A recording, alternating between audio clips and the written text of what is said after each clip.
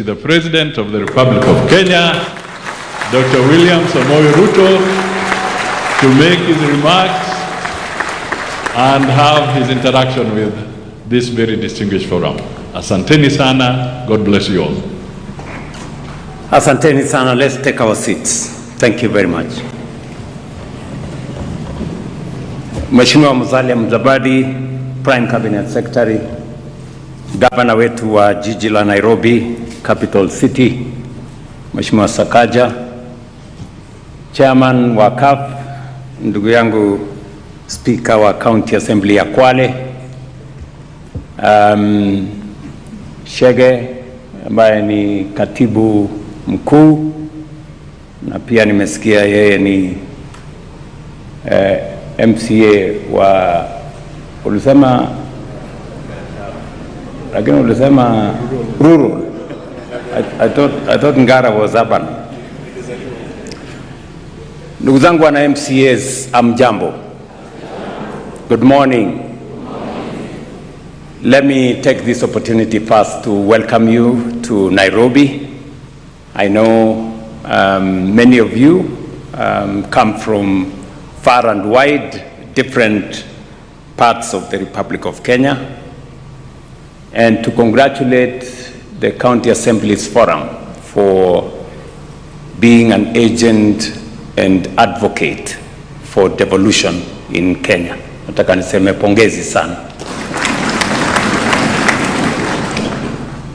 Distinguished members, ladies and gentlemen, I recognize and honor the extraordinary constitutional mandate entrusted to our county assemblies across all our 47 counties.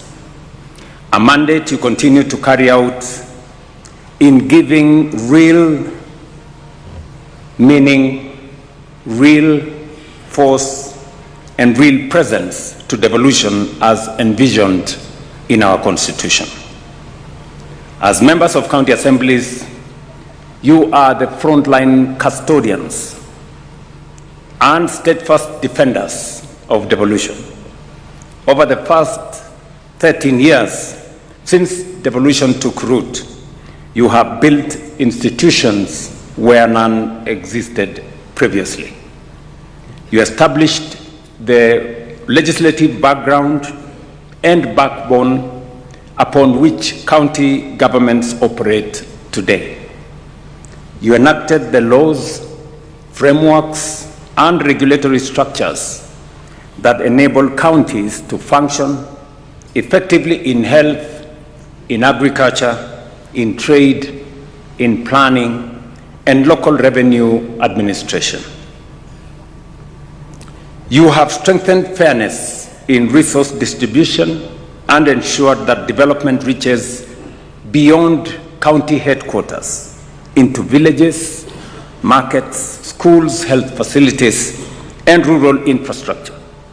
In doing so, you have made equity practical and measurable. Honorable members, from the first day of this administration, I made it clear that devolution is not merely a constitutional provision. It is the ground jewel of our democratic governance and one of the greatest achievements of the people of Kenya. Accordingly, this administration has treated devolution not as an obligation to be managed, but as a commitment to be strengthened. We have advanced fiscal and structural reforms to support more predictable and timely disbursement of resources to counties, and so far, about 4 trillion shillings has been transferred to county governments over the past 12 years. Across the country, the impact is visible in expanded road networks, improved health facilities, broader access to water and sanitation, strengthened early childhood education, and agricultural support programs that are improving livelihoods. We have also improved intergovernmental coordination, strengthened implementation follow-through, and aligned planning and reporting systems so that cooperation, not contest, defines relations between the two levels of government. Most significantly, we have completed the delineation, unbundling, and gazettement of devolved functions, bringing clarity where ambiguity previously created duplication, delay, and institutional friction. Honorable members, even as we recognize this progress, we must remain vigilant and focused. The full promise of devolution is not yet fully realized. The decisive factors before us now is disciplined, transparent, and results-oriented use of resources already entrusted to us. While resources are limited, what we have is sufficient to deliver meaningful change and impact when properly utilized and prioritized and efficiently deployed. The central question, therefore, is not how much we have, but how well we use it. The questions we ask are allocations aligned to citizens' priorities? Are systems efficient? Are safeguards strong enough to prevent loss, waste, and misuse? Those are the questions at the back of citizens and those who have employed us. As leaders closest to the people, you carry both the authority and the responsibility to demand clear answers and enforce accountability. The national government will stand with you in this work. We will strengthen cooperation frameworks, support capacity where it is needed, remove operational bottlenecks, and reinforce systems that improve delivery and transparency. I am aware that you have raised several concerns relating to your welfare as members of the county assemblies, concerns that go directly to the strength of devolution and the effectiveness of service delivery to our people. Before I address some of the concerns and the two gentlemen who have spoken before me, I have had consultations with them. I did ask them to have a conversation with the Prime Cabinet Secretary so that we can address some of the issues that affect county assemblies. But before I do that, I think it's only fair that leaders coming from across Kenya want to know the status of staff in our country. Allow me just to mention 3 or 4 things for good record. Because in the world we live in, there is so much information out there. And there is so much misinformation, disinformation, fake news, and sometimes outright lies about our country. I have the responsibility as the president of this country to always get the citizens of our nation the correct information, and especially leaders like yourselves who have a responsibility beyond being citizens by being leaders at the grassroots.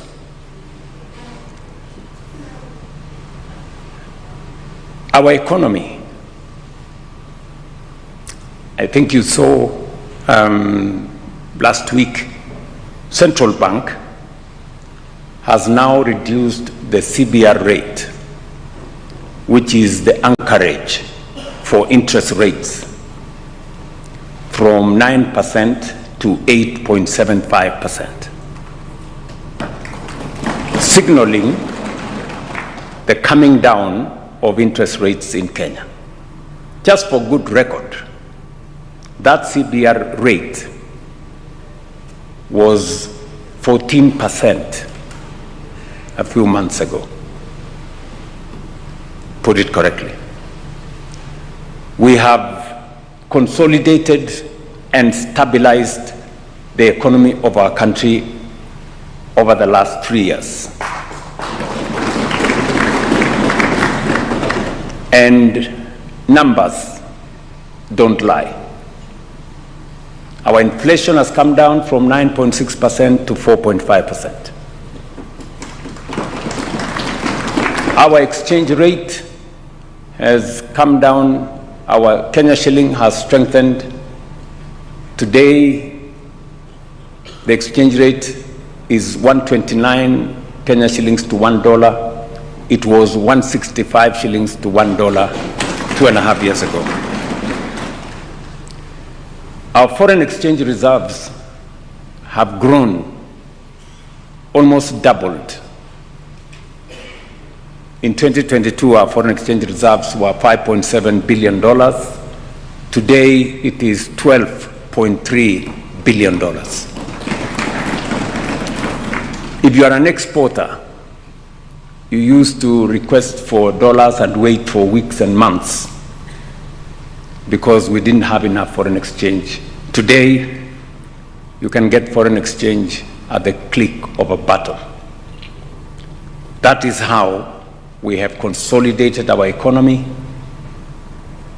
And I can confidently tell you as leaders from the grassroots that our economy is now stable and we are on the takeoff.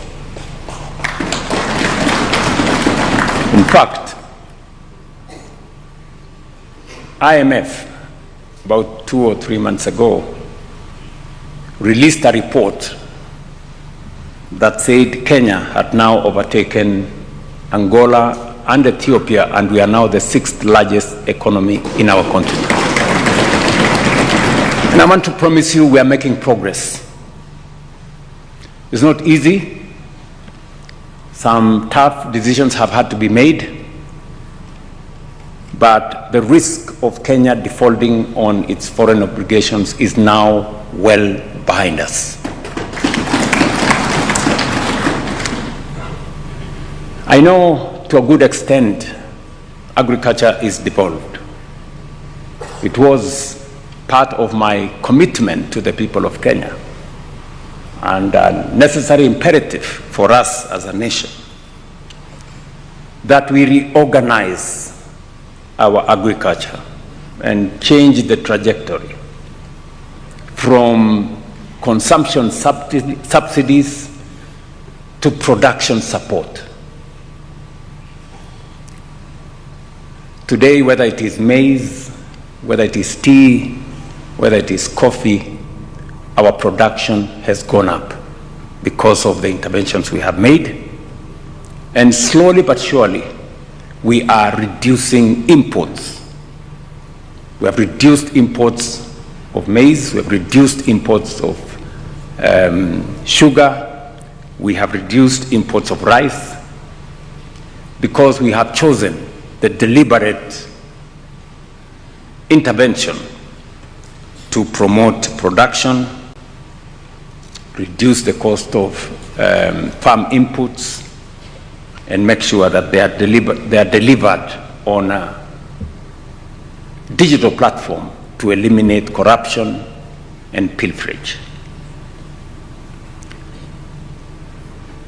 The partnership that we have built with county governments, with the approval of county assemblies, to partner with counties in the delivery, especially last mile delivery of farm inputs, has been of immense use to us as we seek to enhance our productivity. And I must pay gratitude to county assemblies that have supported that exercise. Asanteni sana.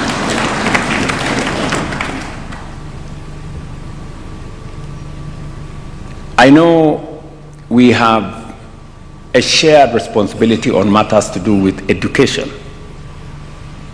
While education at the lower levels is devolved at the early childhood level, the rest of the education is a national function, but we have had a place to converge. I can confidently tell the country today the challenges that we had in the education system, and we had many of you remember. CBC was a very big problem. Many parents were complaining, teachers were complaining, other stakeholders were complaining, and we had to align the CBC program. Today, we have worked with the stakeholders, and now we have competence-based education. We have removed the bottlenecks. We had serious issues with teachers and teacher recruitment. By January this year, we've now recruited 100,000 teachers. We've closed the gap. We are remaining with 20,000 teachers next year, and then we will completely close the gap on teacher numbers. We have built an extra 23,000 classrooms to remove the gaps that were there, and we have changed our funding model. Many of you will remember, those of you who come from Nakuru, for example, or Eldoret, Egerton University could not pay salaries. Moi University was almost facing closure. My own alma mater, Nairobi University, had very serious challenges. They couldn't pay their dues. I can now confidently tell you, and you can ask any vice chancellor, we have made significant progress with a new funding model that we rolled out that is student-centered and that is determined on merit and need, not on where you come from or which university you're going to. And I say so because education is probably the most important instrument that we can use to sharpen our human capital. And our human capital is the most important asset that we have as a nation.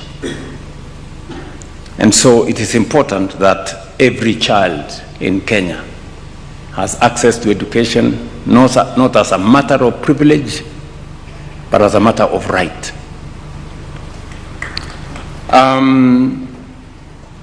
And finally, is to brief you on where we are with matters health, which is again a shared function between the national government and the county government. I must commend the Council of Governors.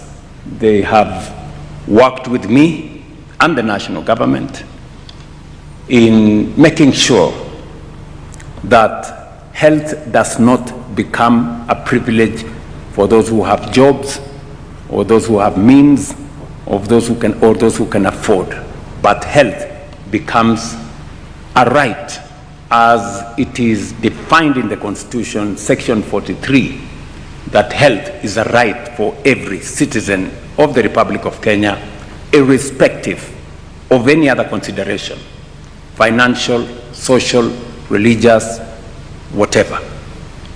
So we're making very good progress, and I am proud of the numbers that are now clear. I was in the city of Nairobi yesterday, and Nairobi, which is has the largest population, is actually among the first 5 counties that have registered SHA, despite their numbers. Today we have 29.3, as of yesterday, million Kenyans registered, and we have treated close to 6 million Kenyans in the last 1 year who've been to hospital. All I want to ask members of county assemblies, don't allow facilities in your area of jurisdiction to continue to charge citizens for treatment. Let me repeat. As a member of the County Assembly, I want you to know every facility that is providing outpatient facility, be it a dispensary, be it a health center, or a level 4 hospital, be it private, faith-based, or public, all of them, the government of Kenya pays for citizens who go to those facilities for outpatient facilities without any payment. Citizens should be treated. All they need to do is to make sure they are registered in SHA. The rest will be taken care of by the government of Kenya. Let me also say that I have worked with the county governments because the biggest challenge that has always been there to the people of Kenya has been the absence of medicines in our facilities. Mwananchi anaenda pale, anaambiwa mambo ni sawa, namna hii, mwisho anaambiwa hakuna dawa. So we have agreed with the Council of Governors. The problem that existed that time was the refill rate of KEMSA. Refill rate for KEMSA in 2022 was 38%. I can now tell you here standing that it is now 97%. Meaning that every facility should have medical commodities. There is no longer an excuse for any facility not to have the right medicines for our citizens.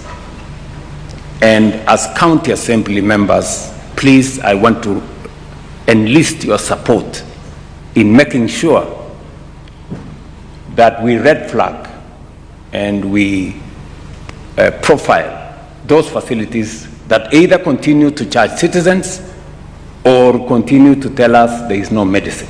We should ask them tough questions. I think that goes to the heart of what Prime Cabinet Secretary was saying, that your oversight responsibility includes making sure that those facilities are working. Members, I have told you about, I wanted to say one more thing. We are, one of the most serious challenges that we face as a nation is unemployment. All of you, I know, you wake up in the morning, you find people, and we have challenges of unemployment, and we have to be deliberate and intentional on how we create jobs. And that is why we have rolled out 4 different programs. We have our housing, markets, and hostels program that now employ close to 500,000 Kenyans, and God willing, by next year, it should be able to employ 1 million young people. I was a month ago with the professionals. These are engineers from the mechanical engineers, structural engineers, electrical engineers, other professionals in that space. And we have recruited about 6,000 of them to help us, to monitor and oversight, working with other consultants.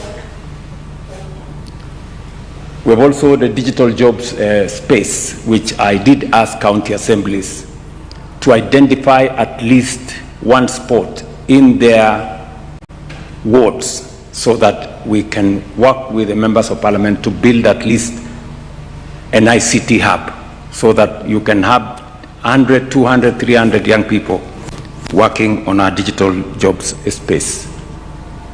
And again, I remember telling members of this assembly that there is an opportunity for you to sponsor. And sponsor in this case does not mean you pay.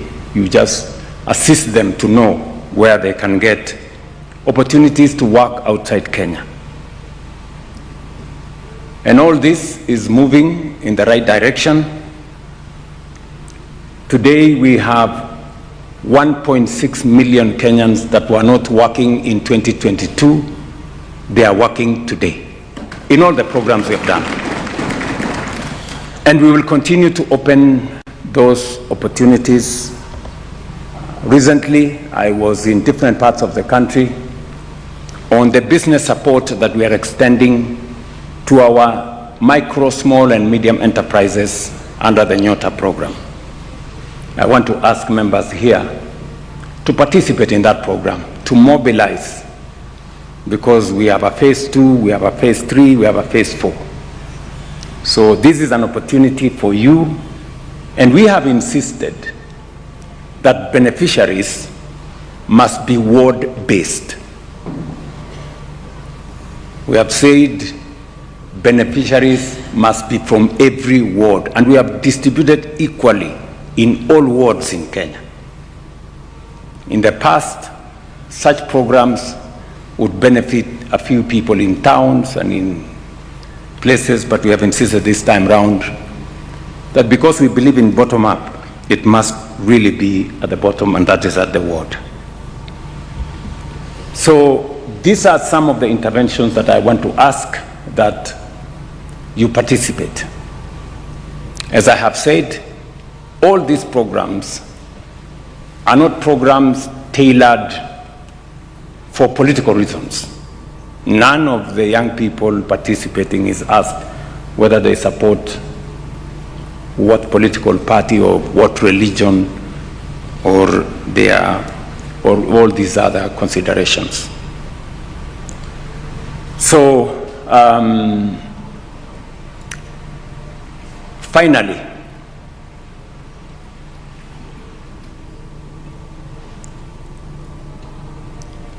we are talking about the foundation we have laid.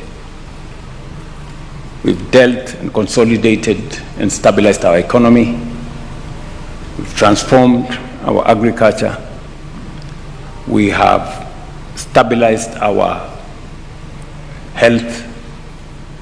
We have worked on job creation. But there is more to be done. That's a good foundation. But going into the future, there are 3 things we must do. Number 1, it's not enough to carry out the agriculture we are doing under rain-fed agriculture. The future, with climate change, with a limited agricultural land under rain-fed agriculture, the future is now in water harvesting, water storage, and irrigation. And the plan is to have at least 2.5 million acres under irrigation so that we solve the problem of food insecurity in a permanent way. And that is why you've had me lay out the plan to build 50 mega dams in different parts of the country, another 200 large dams, and another 1,000 micro dams. It should concern you as members of county assemblies that with this rollout, where is your ward? I hope you take time to find out. The second thing that we must do as a country is to generate more electricity. I go to different parts of Kenya, and there is still the perennial problem that we have many parts of our nation that are still in darkness. We've done well, I think, over the last 12 years we have moved our electricity connection from about 2.3 million households to close to 11 million households now. We still have a deficit of about 2 million households to be able to have universal coverage of our electricity connection. But more importantly, the future is in technology. The future is in manufacturing. And energy is the engine that drives innovation, technology, and industrialization and manufacturing. I will give you an example.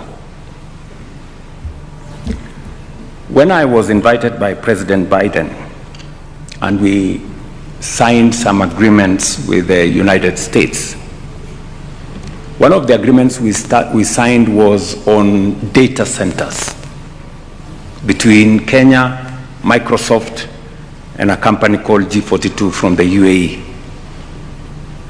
And I was very happy that finally we will have a data center in Kenya powered by our renewable energy, so the world would have its first green data center.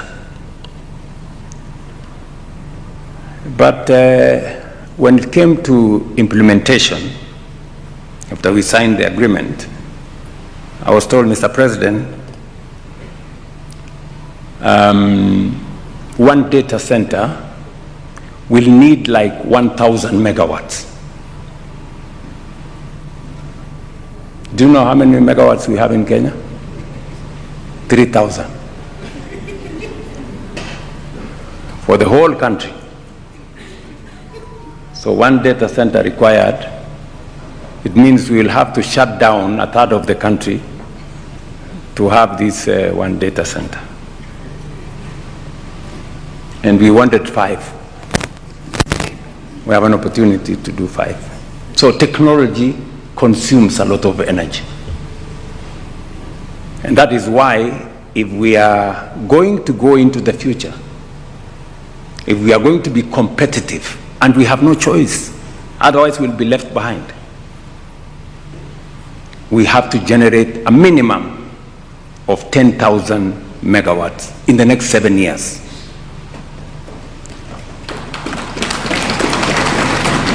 It's going to cost us something like 1.5 trillion. Mnanielewa? So these are realities that we must live with. When you hear me say, for far too long, we have been making peace with mediocrity, tuko tu hapo, the scale of our ambition, the level of our thinking has been limited. So we need to generate energy. And we have enough energy to generate. In fact, we have 10,000 megawatts potential for geothermal. We have 20,000 in wind. We have more capacity in solar. And we have so many other, including nuclear. So we must take it in that direction. And finally, we must make this country move. Transport, logistics. Today we have 20,000 kilometers of tarmac in Kenya. Japan, which is smaller than Kenya, has 1 million kilometers of tarmac. Do you notice the difference between 20,000 and 1 million?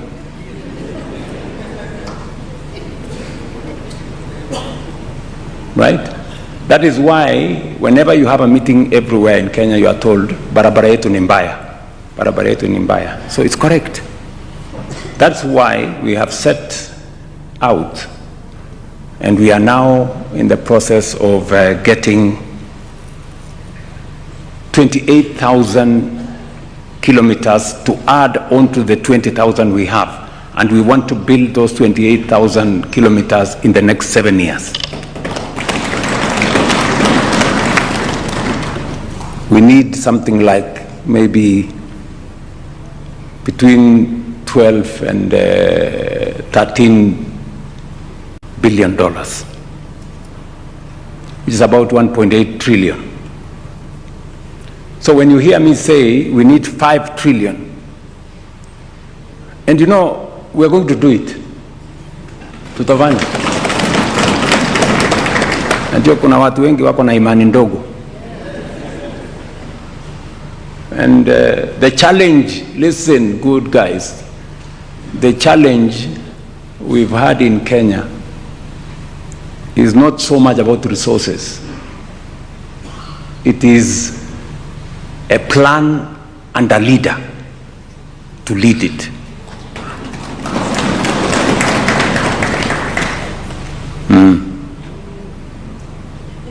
Si tulisema tunafanya affordable housing.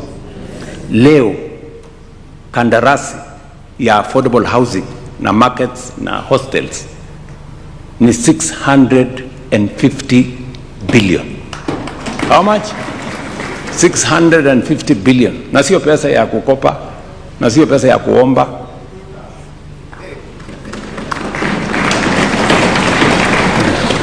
Hata kama niliitwa Sakayo, kwani nimekufa? So bado mimi niko heri. Lakini go to Kisumu today, go to Homa Bay, go to Nakuru, go to Mandera, go to Mombasa, come to Machakos, go to Kitui.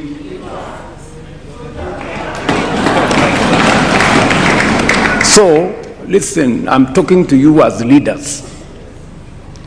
This country, we have the capacity to transform this nation. We have what it takes. We've been discussing housing for how many years? National Housing Corporation was registered 60 years ago. Mnanielewa? So, we can transform our nation. If you doubted the capacity of Kenya, today, the skyline of Kenya, we're building 240,000 housing units, we are building 400 markets, we are building hostels for 180,000 students using our own resources. Yeah? Let me give you another example, because I know sometimes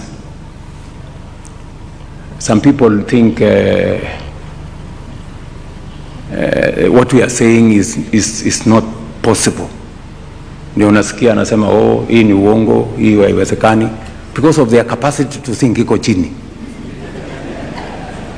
Iko wapi uongo kwa mambo ya housing? Iko uongo hapo kwa housing? Iko ama hakuna? Markets iko ama hakuna? Hostels iko ama hakuna? Yeah? So, let me give you another example. And I like it that you guys are insisting that you want a pension.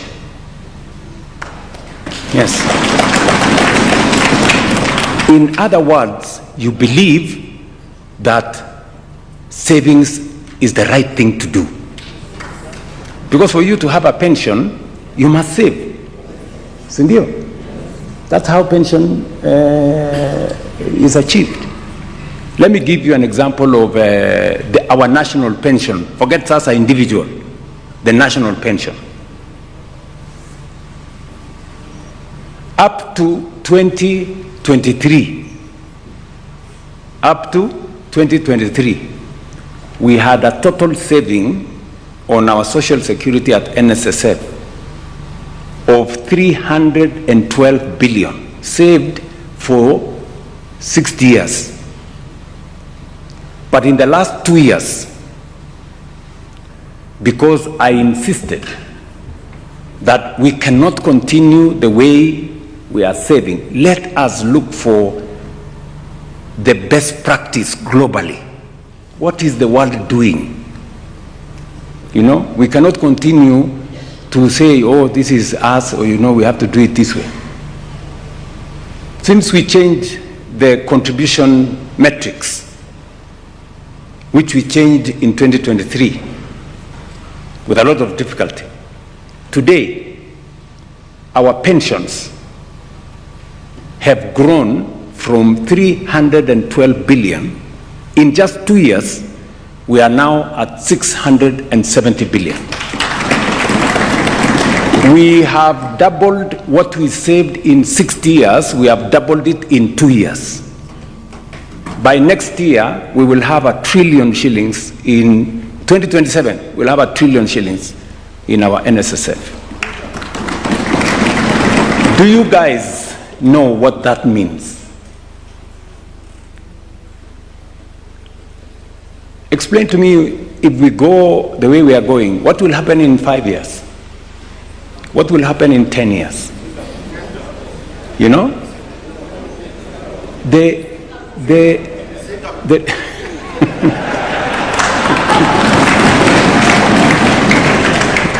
Listen,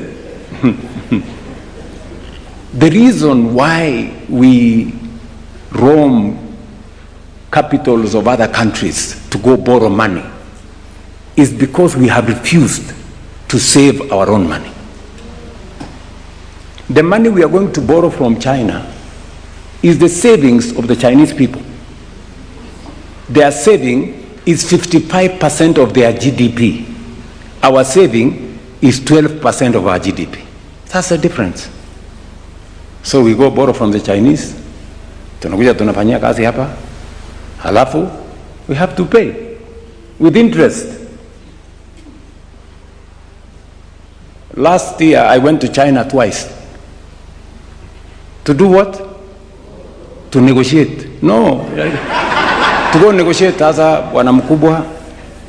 Unaona sasa hii deni iko kubwa sana. We are paying $1 billion every year. So we couldn't find space to do any road or to do anything. So we went to tell them, hii deni punguza kidogo inatuumiza. So forget about what you see huko. Nakuta huko iko parade kubwa. Askari wanapita huko, tumesimama hapo. Unafikiri it is pomp and color. Hiyo parade kiisha, ukiingia ndani hapo, mlango ikifungwa, unaanza kuambia ule mtu tafadhali bwana.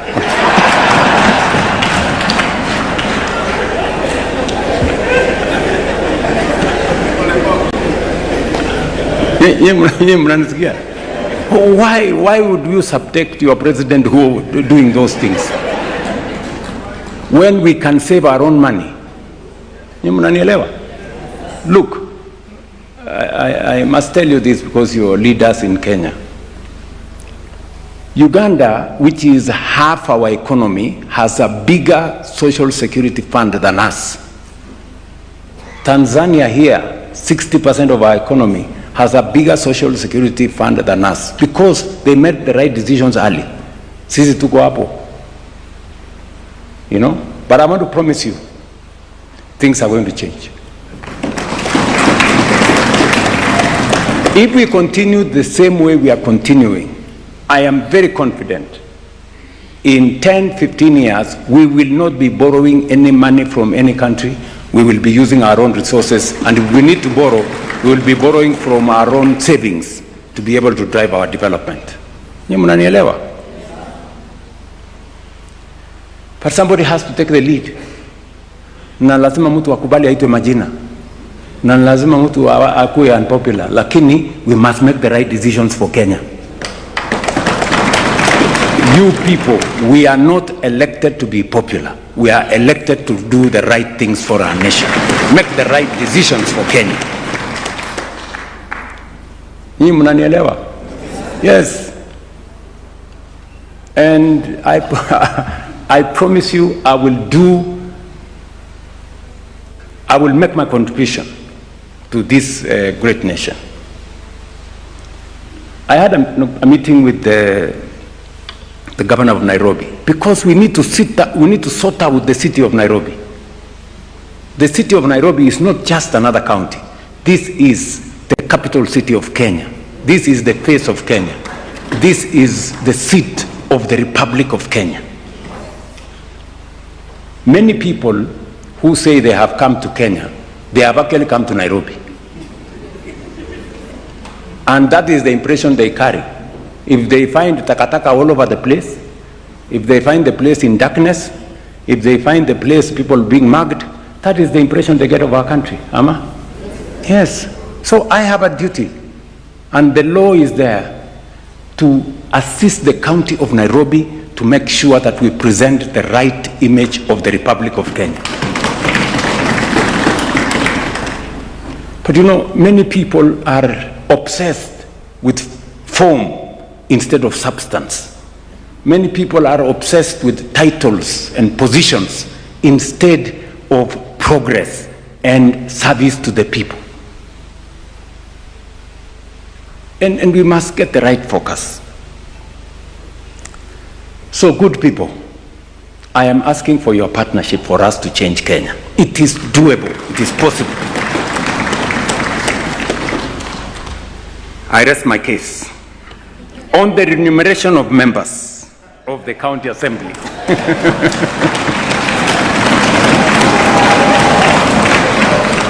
You have stated that your responsibilities have expanded significantly and should therefore be properly recognized within the public service grading structure.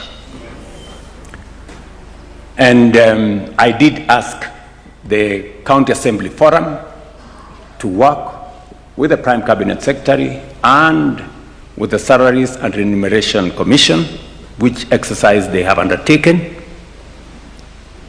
They have also undertaken the re-evaluation of the Member of County Assembly role and responsibilities,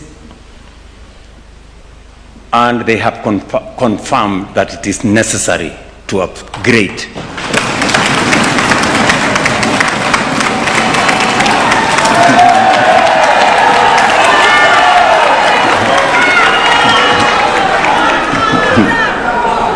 So, a job evaluation was duly completed and submitted to the Salaries and Remuneration Commission, and as the national government, we fully endorse the recommendations of the evaluation, which include the reclassification of the office of the MCA from job group ED4 to job group E1.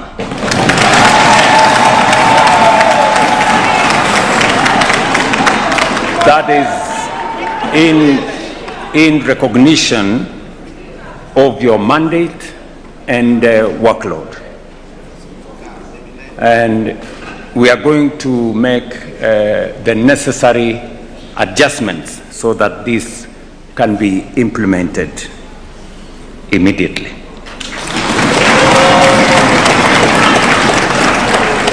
On the County Assembly's pension framework, we associate with your position that retirement security is not a discretionary privilege. It is a duty of a fair and responsible state to those who serve it. Public service must carry dignity, both in tenure and after service.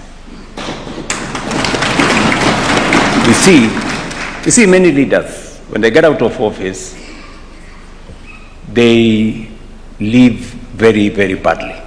And therefore, the issue of pension is something that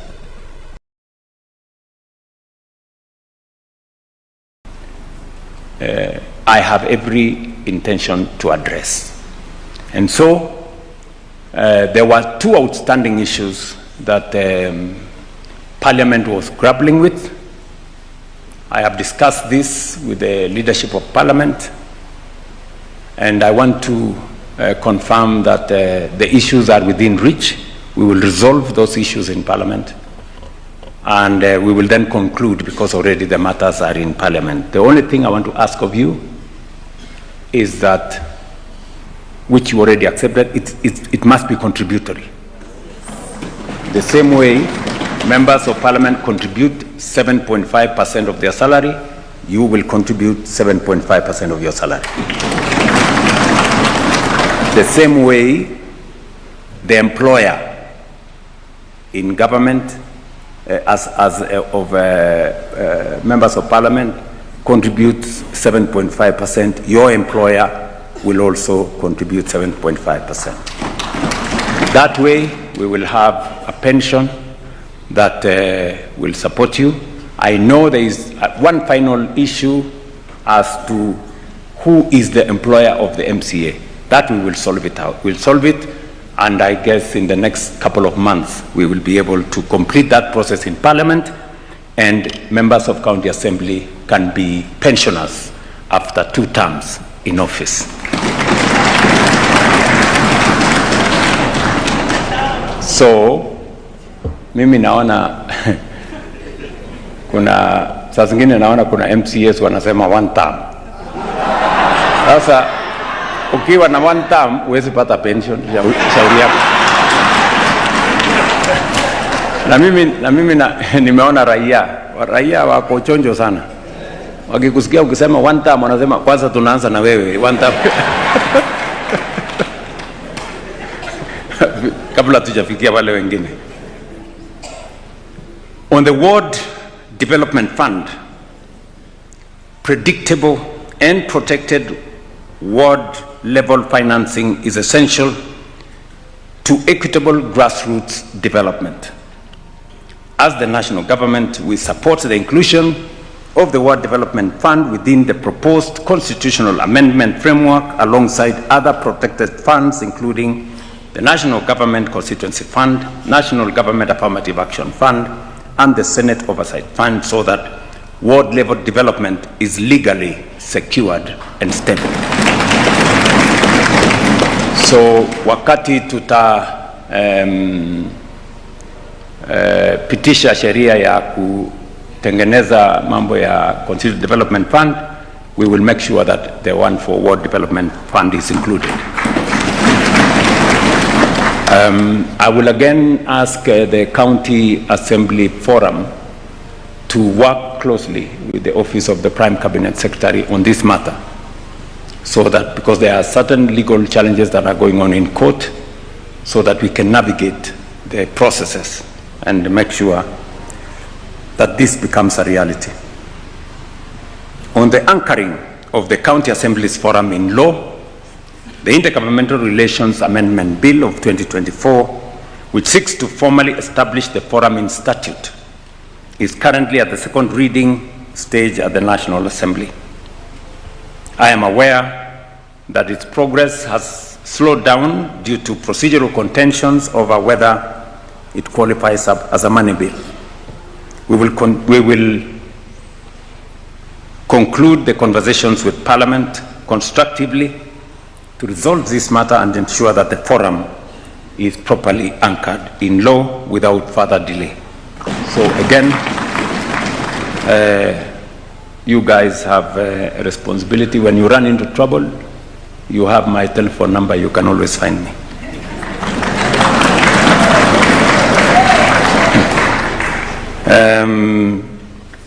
I think there was a matter that was mentioned about refund on motor vehicle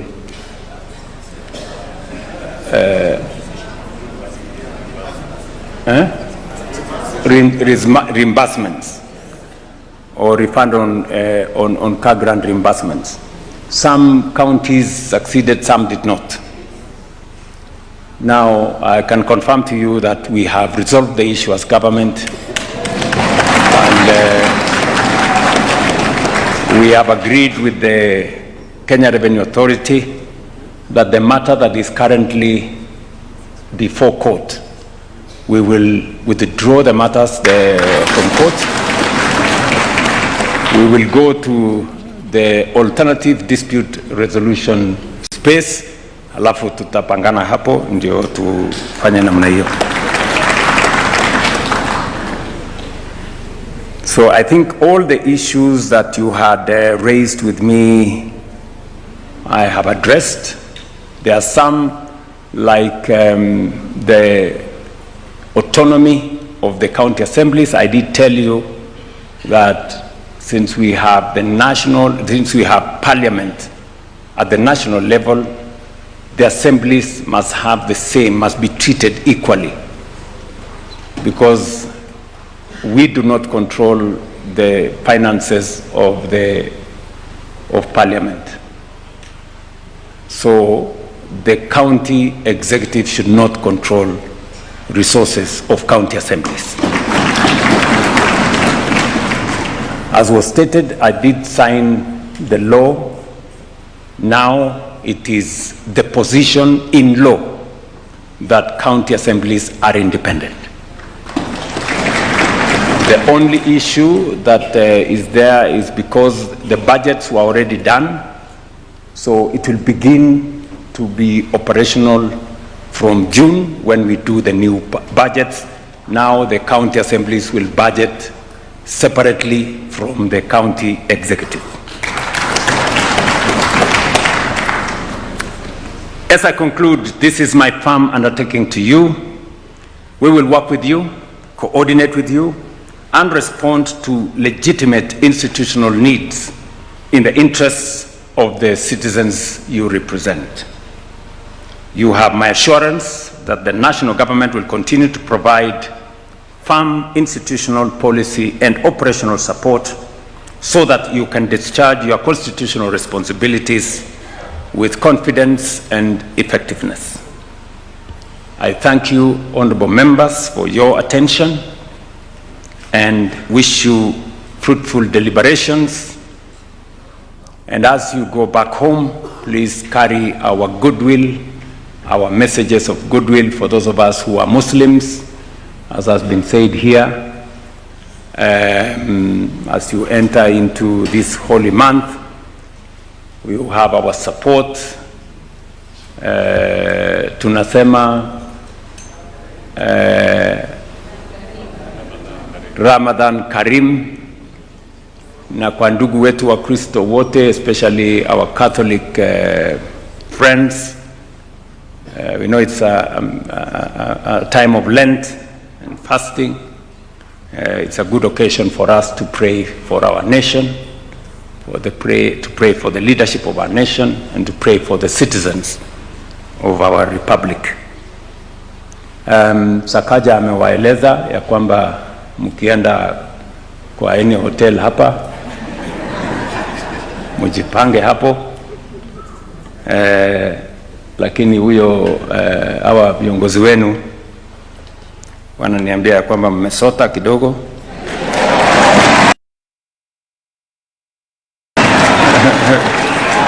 Hapa Nairobi, watu wa Nairobi wamenifundisha ati kuweka mawe. Mimi watu wa ushago sijui kama mnajua kuweka mawe. So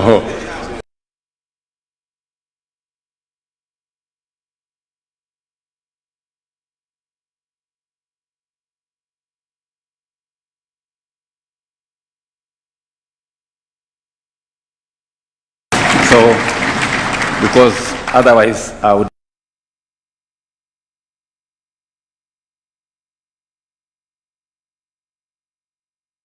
simtasalimia watoto wenu jameni, na kila mtu asalimie ward yake na wananchi wale tunashirikiana na wao. Asante sana, God bless you and I wish you well. Naomba sote tusimame wima tumalize na wimbo wa taifa. Let us all be upstanding to wind up with the national anthem.